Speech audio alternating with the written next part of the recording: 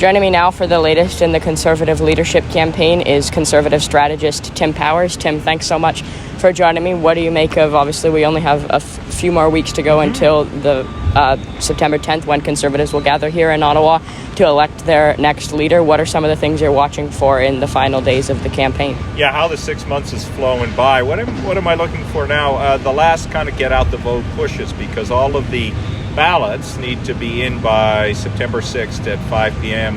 And there have been a lot of pushes over the week. You've seen Pierre Poilievre in Atlantic Canada, Mr. Charest pushing online. Assume the other candidates are doing the same. So who can get the most ballots out still matters, and the last few days are important in doing that. So watching that. And I mean, when you look at some of the things that have happened during this leadership race, perhaps things that people were not expecting, things like Patrick Brown being disqualified from the race, and then obviously there's people like Scott Aitchison who people might not have expected to be performing as well as he seems to be so far, getting support from not just people who are, going to put him on the first ballot, but from many other people as well.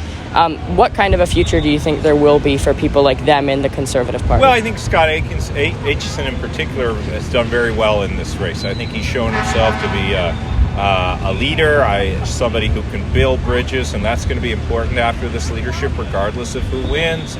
Somebody who connects with both rural voters and also understands suburban and urban areas. So I think he's afforded himself well. And if the Conservatives form government, I would be surprised if he didn't end up in cabinet. That might have been his undertaking. Leslyn Lewis has performed well. Mr. Baber probably done better than expected, but I guess final judgment will be rendered after the 10th.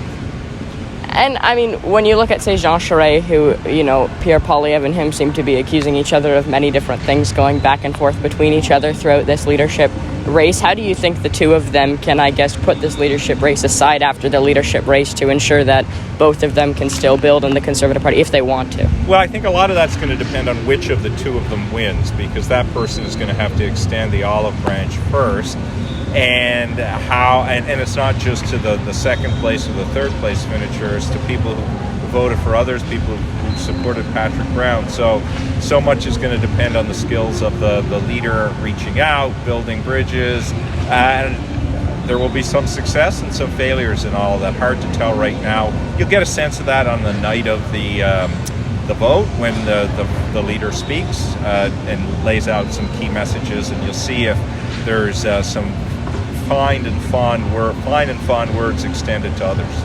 And they've focused Jean Charest and Pierre Poilievre. They've kind of focused the two of them on very different issues. Pierre Poilievre seems to be, when you look at people, I spoke with a few strategists the other day who says if Pierre Poilievre, this was a strategist I spoke with the other day, said if Pierre Poilievre runs in an election as kind of the candidate against the World Economic Forum and sends emails to people about that, then he would have a hard time winning. But if he sends emails to people about continuing to build transit, etc., then he would make a good candidate for Prime Minister. How do you balance those two perspectives, and I guess what issues do you have to campaign on as leader of the Conservative Party in order to win the next election? Yeah, I think you got to stay away from the kooky and the conspiratorial, because some people may have interest in crazy theories about the World Economic Forum, but I think more people have interest in, can they afford to buy groceries given a 10% increase in food prices?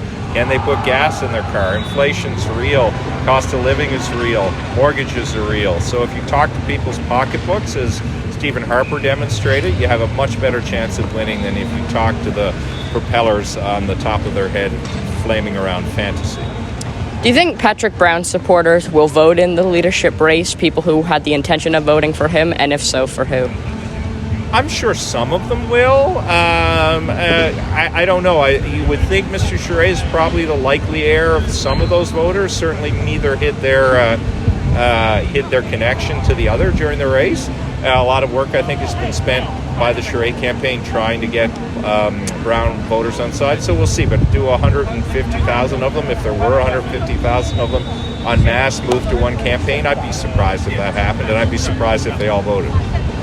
And when you look at the Liberal Party and the Conservative Party, how they differ, do you think the Conservative Party needs to go more to the center or more to the right? I mean, when looking at the two perspectives, there's many people in the Charest campaign who says they need to be more the center-right option, and then many people in the Poilievre campaign who, at least the Charest campaign, accuses of wanting to go too far to the right. How do you balance that? I don't know if I define it either way. I think you have to have, maybe I'll step back further, you need to have something Mike Harris had in terms of branding, more of a common sense approach. People don't want wackadoodle stuff. They want to know that their government are competent managers, aren't going to intrude too much in their lives, aren't going to tax them to death, but can deal with big problems, can deal with global affairs. Is that center? Is that right?